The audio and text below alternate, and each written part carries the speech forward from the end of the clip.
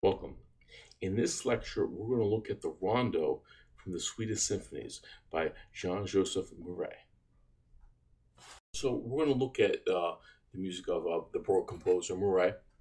Obviously, he was from 1682 to 1738. He was a French composer. Okay, and his main body of work, or most of his work, was music for the stage, either for plays and operas. And he did write a lot of music for the court of Louis the XIV. So when we look at the Swedish symphonies, we look at the Rondo movement, and this movement is probably the most famous of Moreau's work. It's one movement from a larger piece. Okay, and this movement, the main theme of it, is used as the title of the piece or the theme to Masterpiece Theater, which also really kind of brings it recognition. Now, the work itself is in rondo form, okay? And it's a form that we're going to want to know. This piece is from the Baroque era, but rondo form is going to be a staple form in the classical era as well. Now, note there's two spellings of it. The French is above it Rondeau,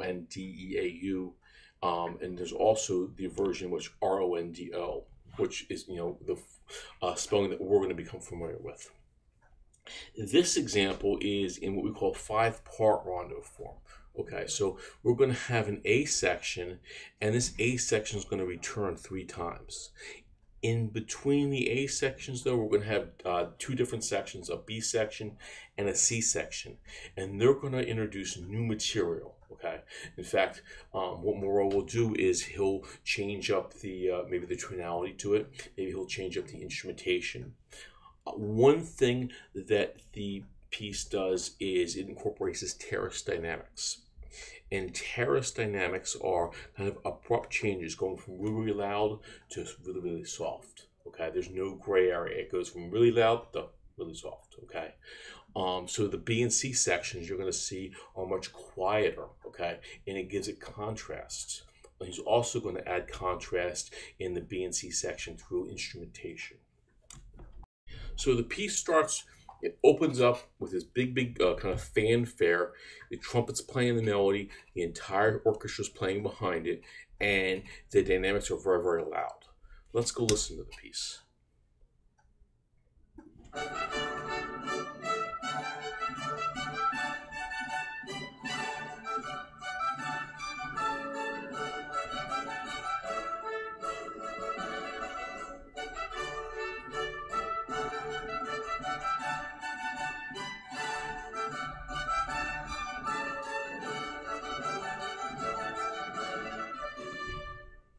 So that's the A section. That's the opening section. We want to be familiar with it. Now, after we hear this majestic section, we switch.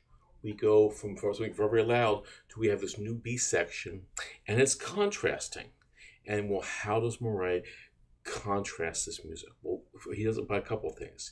He changes the instrumentation. Instead of hearing, the full orchestra and trumpets playing the melody, we now hear just the strings and the basso continuo. And also the dynamics. The dynamics are now very soft, or piano. Let's listen.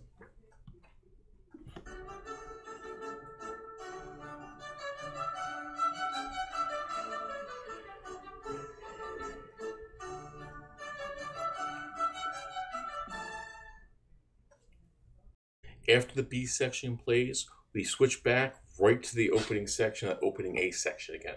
So we go right back to this loud, triumphant sound. Trumpets playing the melody again. Let's listen.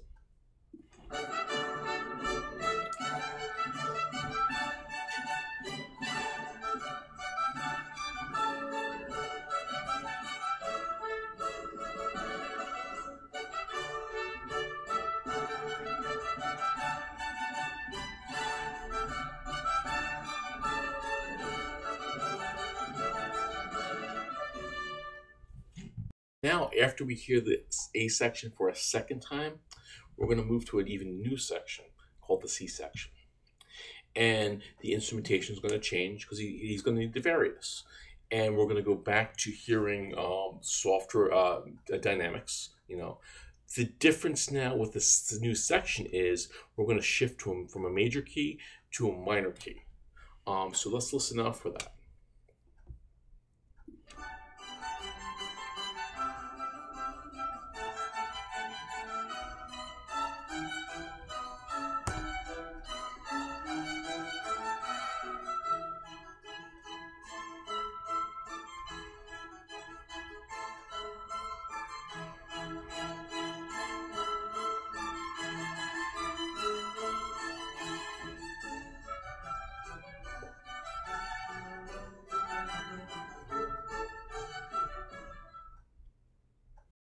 So the C section transitions right back to the A section again.